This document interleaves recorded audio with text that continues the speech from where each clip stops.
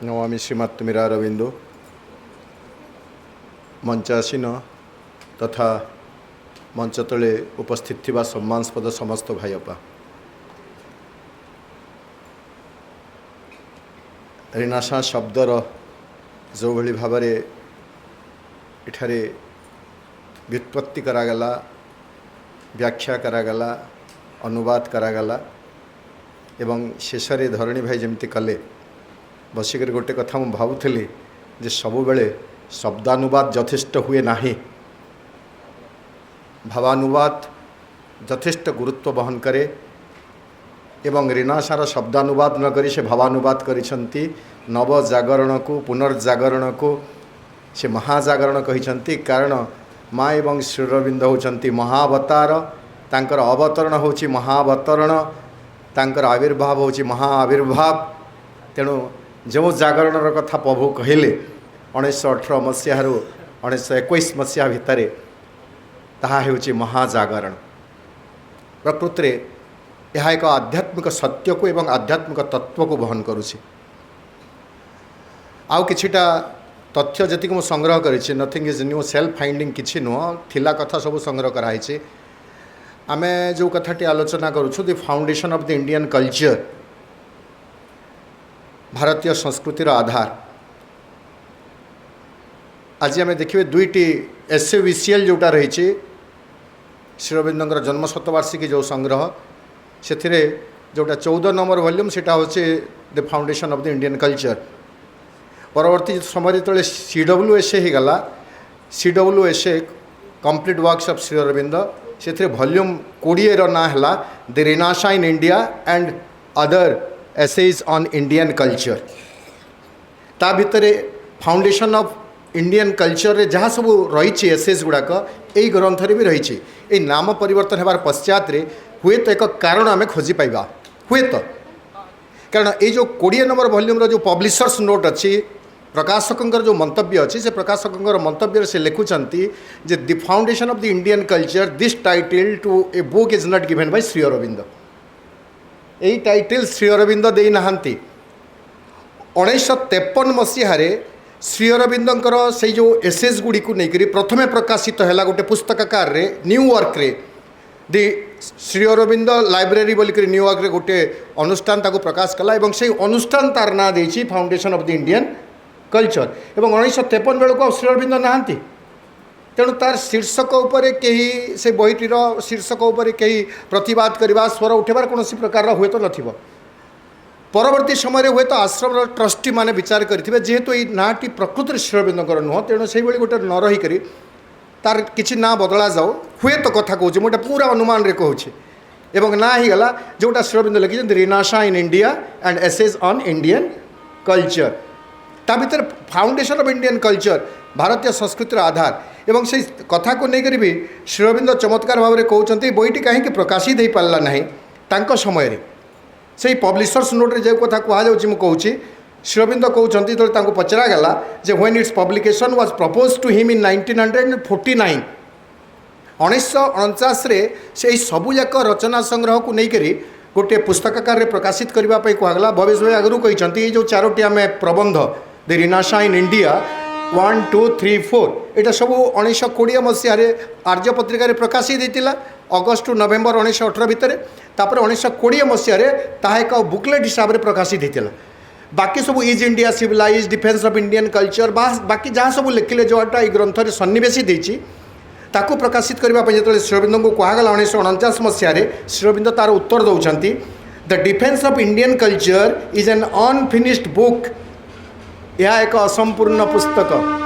भारतीय संस्कृति को सुरक्षा प्रदान करने श्री अरविंदर आहुरी विराट परिकल्पना हुए तो थिला जमिति सावित्री मध्य होछि एन इनकम्प्लीट कंप्लीट वर्क अनेक गुड़िए संशोधन करिवार थिला सावित्री रे ताकू पदे करवा बोली श्री अरविंद कही नीरद वर्ण को एवं से परे के भी आसी नथिला भगवान का रहस्य सब बेले रहस्य ही रहे से रहस्य कहीं उन्मोचित करें ना इट इज एन इनकम्प्लीट तापर कहते I had intended to alter much of it and to omit all but brief references to William Archer's criticism प्रकृत आम जोटा फाउंडेशन ऑफ इंडियन कल्चर बोलूँ ये बईर उत्पत्ति कथा कहीदे जन्मेजय भाई जे जो William Archer India and future कथा कहीकि भारतर संस्कृति को जतच्छा से ताने बदनाम करा कले तार प्रतिवाद इज इंडिया सिविलाइज बोली उड्रफ महाशय लिखिले तापर श्री अरविंद ताको आहरी बलिष्ठ करुँच तेणु आर्चर कर जो मंतव्य अच्छे से मंतव्य गुड़क मुझे काढ़ीदेव कारण आम जाचु श्री अरविंद होती निहाती जड़े भद्र लोक क्या समालोचना करवा क्या विरुद्ध में कहवा यहाँ अभ्यास नुह तेणु से बहुत से किसी चाहिए काढ़ीदेवाई चाहूँगी that was why its publication has been so long delayed मुझे संशोधन करने को चाहूँगी आर्चर को विरुद्ध में जहाँ आर्चर को विषय जहाँ कही से किसी ओमिट करदेवा चाहूँगी तेणुक से कम हो पारे बोली डिले होती से जहाँ भी हो बर्तमान the foundation of Indian culture हो भारतीय संस्कृतिर आधार हो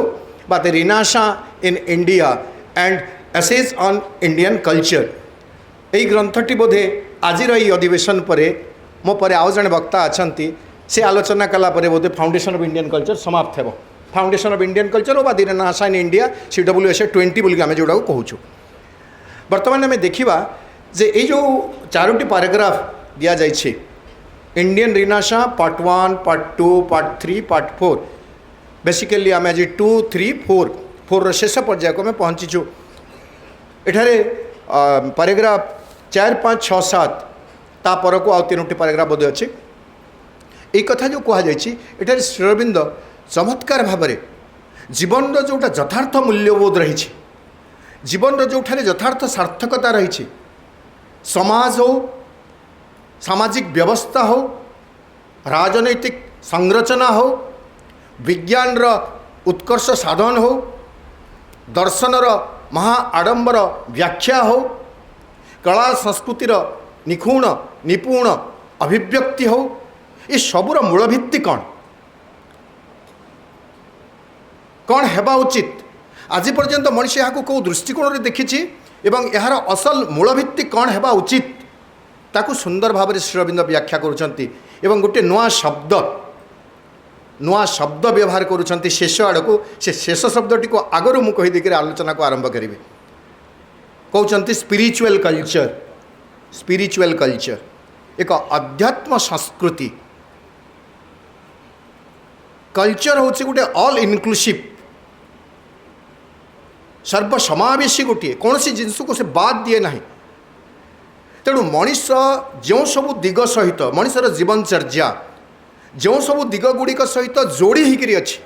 कला हो साहित्य हो विज्ञान हो दर्शन हो धर्म हो से सबू भितर गोटे कथा रही कथा हो स्पिरिचुअलिज्म स्पिरिचुआलिटी आध्यात्मिकता आध्यात्मिकता ही हूँ सबूर मूल भित्ति मूल बीज से विषय में श्री अरविंद एठार उपस्थापन करुँच प्रथम से कहते जे but still there is great difference between spiritual and purely material and mental view of existence यही अस्तित्व को लेकर एक्जिस्टेंस को लेकर जो अच्छी एक्जिस्टेंस ये जो सब अभिव्यक्त होकर अच्छी जहाँ स्थितिवान जहाँ सब रही स्थिर होकर रही एक्जिस्ट करुँची जार अस्तित्व रही तापाई दुईटी दृष्टिकोण रही गोटे हूँ आध्यात्मिक दृष्टिकोण एवं आ गोटे हूँ mental and material and mental view and spiritual view तार पार्थक्य को दर्शाइबा को जाकि श्री अरविंद कहते जे स्पिरिचुअल व्यू एक आध्यात्मिक दृष्टिकोण कहले आम कौन बुझा दुई तीन टा पॉइंट कहते आध्यात्मिक दृष्टिकोण अर्थ हो mind life and body are means means and not his aims मन प्राण एवं शरीर यह हूँ एक माध्यम एक अवलंबन to reach in a goal to reach in the destiny नियति रे लक्ष्य निकटरे पहुँचापी मन प्राण एवं शरीर यह हूँ एक माध्यम नॉट इज एम्स यार लक्ष्य नुह तापर आउ टिके गुरुत्व दे श्री अरविंद कहते जदिओ यह मीन्स जदिओ यह अवलंबन एक माध्यम तथापि यह सर्वोत्तम माध्यम नुह mind life and body presently जो अवस्था अच्छी तेणु तार रूपांतर कहुँ बाबाजी महाराज सहज सरल व्याख्या आपण समस्ते जानी भगवत प्राप्ति तो आमर धार्मिक व्यवस्था थिला जीवन लक्ष्य बोलिक धर्म अर्थ काम मोक्ष बा भगवत प्राप्ति किंतु बाबाजी महाराज श्रीअरविंद पाक आसला से जो कथा कहते रूपांतरित मन प्राण शरीर रे भगवत प्राप्ति तो आम मन अच्छी आम पाखे प्राण अच्छी आम पाखे शरीर अच्छी किंतु वर्तमान पर्यंत ताहा रूपांतरित हो पारि नाही तेणु मन प्राण शरीर हुए तो विधान हो पारे गोटे माध्यम हो पारे किंतु तथापि श्रीअरविंद कहले दिस इज कहते aims and even they are not his last and highest means मन प्राण शरीर तार सर्वशेष एवं सर्वोच्च अवलंबन नुहंती प्रकृत में मनीष को तार स्पिरिचुअल डेस्टिनी निकट में नहीं किए पहुँचेदेव द स्पिरिट विदिन जो अंतसत्ता जो आत्मसत्ता जो चैतन्य सत्ता आम भितर अछंती से ही आमको से आध्यात्मिकता निकट में पहुँचेदेवे तेणु स्पिरिट कथा कहते आउ कहते स्पिरिचुअल व्यू कौन आध्यात्मिकता जगत को जीवन को दृष्टिकोण देखे it sees them as his outer instrumental self मन प्राण शरीर हूँ गोटे बाह्य उपकरण मात्र and not his whole being तार समग्र सत्ता नुह तेणु आमको कही दिगला जे मन प्राण शरीर चैत्य सत्ता the dynamic aspect of the soul within us आम भितर थिबा से गतिशील सत्ताटी रही आत्मांकर आत्मा हेले साक्षी पुरुष सदृश एवं गतिशील जो तांकर स्वरूपटी अच्छा प्रोजेक्शनटी अच्छा सी हेले चैत्य सत्ता तेणुक चैत्य सत्तांकर उपस्थिति विषय में आमको सचेतन होबार अच्छे चैत्य सत्ता प्रदर्शित एक मार्ग आमको अनुसरण करिवार अच्छे से मार्ग रे आमको अग्रसर होबार अच्छे पुणी कहते it sees a greater reality सॉरी आउ गोटे चमत्कार कथा अच्छी it sees the infinite behind all things finite आध्यात्मिक दृष्टिकोण कहले सकल शांत भितर अनंत को देखा to sees the infinite in all things finite जहाँ सब आमको फिनाइट भली जना पड़ुछि ससीम भली जना पड़ुछि शांत जना पड़ुछि जो मानकर गोटे सीमा अच्छी जो मानकर गोटे अंत अच्छी से माने प्रकृत में किंतु ससीम नुहंती से माने प्रकृत में शांत नुहंती से मानक भितर रही अनंत अनंत जितेबाला शांतर खोलटी परिधान कर सेतेबेले आमको ताहा एक रूप भितर एक आकार भितर एक परिसीमा भितर आबद्ध थिला भली जना पड़ुछि जितेबाला मनीष भितर एक आध्यात्मिक दृष्टि उन्मोचित हो जाए आध्यात्मिक दृष्टि खोली जाए सेतेबेले मनीष अनंत को ही सब सारे देखे तेणु आमर वेदांत दर्शन कहीदेला सर्व खल्विदम ब्रह्म सबकिछि ब्रह्ममय यही एक ऋणासर कथा ऋणासर आउ टिके किछि कथा मु आरंभ करी तार आवश्यकता अच्छी सुंदर भाव में जन्मजय भाई भी आरंभ कले संतोष भाई भी आरंभ कले नहीं ऋणासा कहले से अष्टादश ऊनविंश शताब्दी ऋणासार कथा कहुच्छी चमत्कार भाव में पार्थक्य भी देखागला से भी बसिक विचार करी जे देखिए ऋणासा को आम तीनोटी भागरे नहीं पारिबा प्रथम कथा जो ऋणासा स्टार्ट है बोली कही father of modern India builder of modern India बोलिक राजा राम मोहन राय को कहगला नुआ सबकि समय आरंभ है किंतु राजा राम मोहन राय जो नवजागरण स्वर उठेले एवं जो संस्कार है संस्कार जो कथा है सामाजिक धार्मिक संस्कार कथा है समाज एवं धर्म व्यवस्था भितर he drew all his inspiration from outside प्रेरणार स्रोत संस्कार पाई जहाँ से आणिले ताहा थिला बाहरु पाश्चात्य जगत यूरोपीय मान आम जमी तीन तुंडे छेली कुकुर प्रबादटी शुणीचु जितेबाला यूरोपीय मैंने आसी ता पूर्व जितेबाला इस्लाम धर्मर प्रवेश घटी एवं से मुसलमान माने आमको आमर शासक होती जितेबाला जी शासक भूमिका रहे सी तार नीति आदर्श को अन्य मानक उपरे लदी दिए लदी नदेले भी ताकू देखई करी से चलवाई व्यवस्था करे एवं लोक मैंने जेहेतु शासक ठारू शासन ठारू उपकार पाइबा चाहती से माने तार अनुसरण करती यहाँ भी लोकर स्वभाव खुशामत करवाटा से कथा भी घटी भारत में घटी तेणु से जो इस्लाम हो बा ख्रीष्टियानिटी हो परवर्त समय ख्रीष्टियानिटी से माने भारतीय धर्म एवं सामाजिक व्यवस्था को से माने बारंबार बारंबार समालोचना करी चलले एवं से समय तथाकथित शिक्षित वर्ग को लगिला हाँ सते जेमिति आमे यूरोपीय लोक मानकठु इंग्रेज लोक मानकठारु अनुन्नत असभ्य अमार्जित तापरे तांको गुटे अनुकरण करने कथा आरंभ हो गला सेटा को नहीं करी आरंभ है जहाँ भी है राजा राममोहन राय से इंस्पिरेशन बाहर आनिले दयानंद सरस्वती सही समय जो कथा कहते दयानंद सरस्वती सही समय इंस्पिरेशन आनिले from within all the source of inspiration for all the reforms Dayanand Saraswati जहाँ सब संस्कार कथा कहले से सबू संस्कार मूल उत्स थिला वेद तेणु तांकर स्लोगान थिला go back to the Vedas वेदरू से नेले तमें कौन मूर्ति पूजा को विरोध करुच भारतर संस्कृति रे वेद मूर्ति पूजा को प्रोत्साहित करी नहीं तमें कौन जाति प्रथा को विरोध करुच भारतीय संस्कृति वैदिक संस्कृति जाति प्रथा को प्रोत्साहित केबे करी नहीं तमें कौन नारी शिक्षा कथा कहूच वैदिक संस्कृति को देख नारी मानकर महानता को तुम्हें बुझीपार एमती भाव से जहाँ सब संस्कार कथा कहले सब वेद को दृष्टांत देकरी वेद को उदाहरण देकरी कहले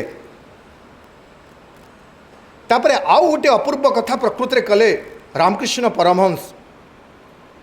प्रकृति कथा कला एठार भी श्रीअरविंद कहते प्रकृत ज्ञान आसे कौठू प्रकृत ज्ञान कौन विद्यालय आसे गोटे सीमित परिसर भितर चारिकांत आबद्ध गोटे परिसीमा भितर किसी ग्रंथादि को अध्ययन कले विद्या आसे विद्या अंतर्बोधि आसे फ्रॉम इंट्यूशन ताकू श्रीअरविंद मोर जो पैराग्राफ गुड़ाक अच्छे से पैराग्राफ शेष आड़ कहते नॉलेज विजडम जहाँ भी कही आम ज्ञान को प्रज्ञा को ता बाहर कौठार आमको प्राप्त हेब ना ता भितर उद्भव हेब तो रामकृष्ण परमहंस एवं चमत्कार दृष्टांत रामकृष्ण परमहंसंकर गोटे सुंदर तांकर व्यक्तित्वर दिग है जे अति गूढ़ तत्व गुड़ी को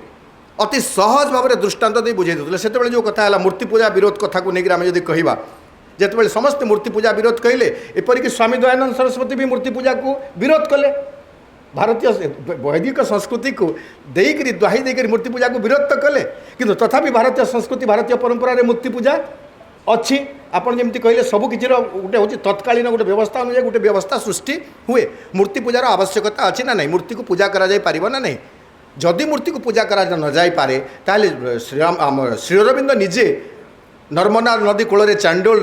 कालींक भितर स्वयं कालींकर उपस्थिति को केमिति देखिले उपस्थिति को देखा गोटे बड़ सेटा को चमत्कार भाव में तो बेंगली कथा नहीं इंग्लीश रे जोटा पढ़ी ट्रांसलेशन कहूँ मूर्ति पूजा को लेकर रामकृष्ण परमहंस जो कहते to worship an image as God to worship an image as God might be foolishness गोटे मूर्ति को भगवान बोली पूजा करवा हुए तो फुलिशनेस हो पारे मूर्खामी हो पारे but to conceive God in an image is never foolishness किंतु गोटे मूर्ति भितर भगवान को प्रत्यक्ष करवा यह केबे भी मूर्खामी हो न पारे कि सुंदर भाव में दुईटी तत्व भितर से गोटे समन्वय प्रतिष्ठा करदे मूर्ति पूजा कर किंतु अंध भाव में नुह ठाकुर घरे केवल रखिक पूजा कर आवश्यकता अच्छी बोली पूजा करा न जाऊ से मूर्ति भितर भगवान उपस्थिति को अनुभव करा जाऊ उपलब्धि करा जाऊ ताहले से मूर्ति ही आपण भगवान भाव में छिड़ा हेबे पुणी कौ स्वरूप छिड़ा हेबे जो स्वरूप आपण चिंता करेंगे आउ गोटे चमत्कार समाधान आनी देते रामकृष्ण परमहंस जिते धर्म धर्म को लेकर बद है यही धर्म से धर्म से सहज रे रामकृष्ण परमहंस के दौरान all religion are like rivers and as river flows to the sea से कहते धर्म गुड़ाक हूँ सब नदी भगवान होती समुद्र जमी सबुजाक नदी कौन से गोटे नदी नहीं सबुजाक नदी तांकर स्वकीय धारा प्रवाह को नहीं से माने कौन करती परिशेष रे जाई सागर संगम हुए सागर मिलन हुए तेणु धर्म गुड़िक से माने धारा भिन्न भिन्न अनुसरण करें किसी जाए आसे नहीं किंतु शेष से जो पहुँचती ताहा हूँ भगवान दैट इज ट्रुथ तेणु ये जो रीनाशार स्वर ताकू आउ टिके बलवत्तर कले प्रगाढ़तर कले एक अध्यात्म स्पर्श देले श्री अरविंद जोटा आधुनिक जुक्तिवादी मनीषपाई उपयोगी हेब एवं भारतीय मानक पई तो यह एक सहज ग्राह्य कथा जो कथा कहले जी सीना शोई था से चेब प्रकृति भारत में केवे एमती गोटे साहित्य अवस्था there was no dark age in India there was dark age in Europe, no dark age in India. तथाकथित इतिहास डार्क एज कथा कह जाए जितेबाला संकुचित होगला भारतीय मनप्राण, भारतीय चिंता चेतना संकुचित होगला विदेशी शक्तिर शासन प्रभाव में, किंतु भारत में डार्क एज केवे नथिला। भारत शब्दर अर्थ परा होची Bharat, the people of the land who are always engaged in acquiring knowledge. भा माने आलोक, रत माने व्यस्त रहिबा, लिप्त रहिबा। आलोकर अर्थ जदि आम ज्ञान को नेबा, ज्ञान संधान करिबा पई जो जाति सब बेले रत थाए, व्यस्त थाए, से होची सेही देश होची भारत। तो सेही देश केबे सोइब, सेही देश केबे सोइब, ज्ञानर साधना केबे भारत रे कम अछि। आपण इतिहास को देखि चलंतु, केबे जन्म होई नांती। प्रत्येक मुहूर्त रे नूतन चेतना, नूतन जागृतिर कथा कहउतबा व्यक्ति कौ समय रे भारत रे चेई उठी नांती, कौ समय रे तांकर उपस्थिति नाही। टोटाल हिस्ट्री तेणुकर जो भारत सभ्यता कह जाए एकमात्र सभ्यता जहाँ आज पर्यंत मानव सभ्यतार आरंभ अनइंटरप्टेडली निरवच्छिन्न भाव में आज पर्यंत तिष्ठि रही। यूरोपर कौन सभ्यता तिष्ठि ना, कौन संस्कृति तिष्ठि ना, तांका संस्कृति बारंबार बारंबार परिवर्तन होती। कहीं तार मूल कथा हो बिकज दि मेन जोटा भवेश भाई कहते नहीं, तार मूल आधार हूँ स्पिरिट, मूल आधार हूँ स्पिरिचुआलिटी। आध्यात्मिकता होची अवक्षय विहीन एक तत्व, अविकृत एक तत्व, जार केबे विकृति हुए ना, जार केबे क्षय हुए ना, ताहा तो होची आध्यात्मिकता। खाइबा भी कहीं शरीर पाई, शरीर कहीं रहिबो भगवान को प्रकाशित करिबा पाई। ज्ञान अर्जन करिबा कहीं मन पाई नो, मन ज्ञान अर्जन करिबा कोथि पाई भगवान को प्रकाशित करिबा पाई। तेणु सब कथार पश्चात रही भगवत अभिव्यक्ति। श्री अरविंद माँ पुस्तिकार से गोटे धाड़ी आम मन रखा, मन रख भागवत कर्म, भागवत अभिव्यक्ति रे साहाय्य निमित्त तुमको तुमर जीवन दिया होइछि। The total theme of our life is the manifestation of the divine, and without spiritualism it is not possible. समस्त को धन्यवाद। माँ